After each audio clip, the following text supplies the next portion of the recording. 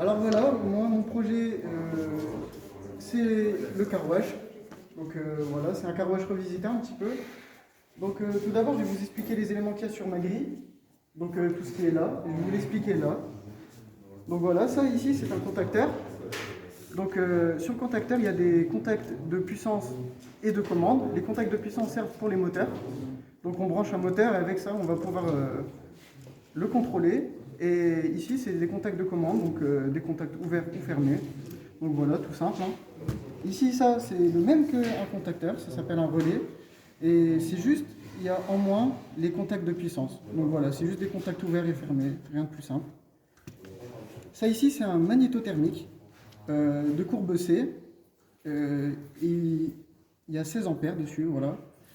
Et il protège des courts-circuits et des surcharges. Les surcharges, c'est, par exemple, on va avoir un tapis avec le moteur, et s'il y a trop de charge sur le tapis, le moteur va commencer à chauffer. Et du coup, là-dedans, il y a un bilame qui va se dilater et qui va couper le circuit, pour éviter justement que ça prend feu, etc. Et les courts-circuits, c'est tout simplement pour éviter deux phases qui se touchent, et là, c'est vraiment pas bon pour la commande. Donc ça, voilà, ça c'est une temporisation au travail. Donc ça va établir ou ouvrir après un certain temps un contact à la fermeture. Et ça c'est la même chose, sauf que c'est au repos et c'est à l'ouverture de l'actionneur. Voilà. Donc voilà. Il manque encore un élément que je n'ai pas là. Donc c'est ça, c'est un différentiel.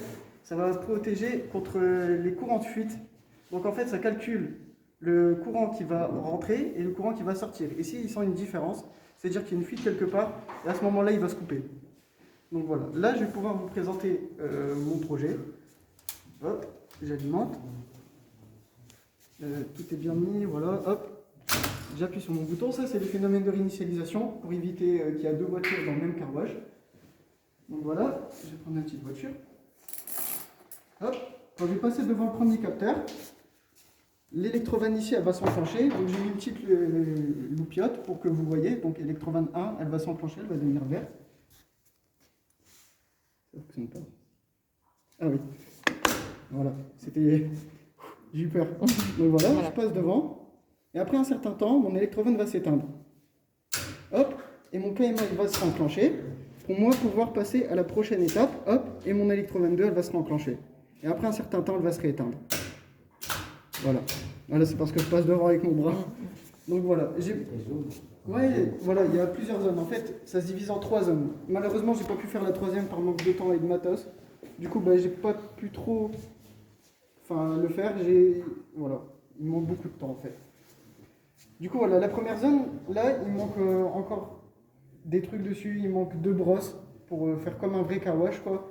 Juste, j'ai pas trouvé le matériel, ni je dois encore y réfléchir un petit peu.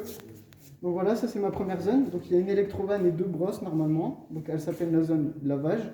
Ma deuxième zone ici, c'est la zone rinçage, parce qu'il n'y a que de l'eau qui va couler. Et la troisième, il y aura un ventilateur avec une résistance chauffante pour envoyer de l'air chaud et faire sécher la voiture. Là, les lampes, je ne les ai pas encore branchées, mais elles seront branchées pour la fin de l'année, avec les étapes, hein, donc zone 1, zone 2, zone 3, sauf que là, c'est étape 1, étape 2, étape 3. Voilà. Et je sais pas quoi dire de plus. Hein. Voilà, j'ai pas encore mis mon tapis, il faut encore que j'y réfléchisse, mais ce sera fait pour la fin de l'année. Et voilà.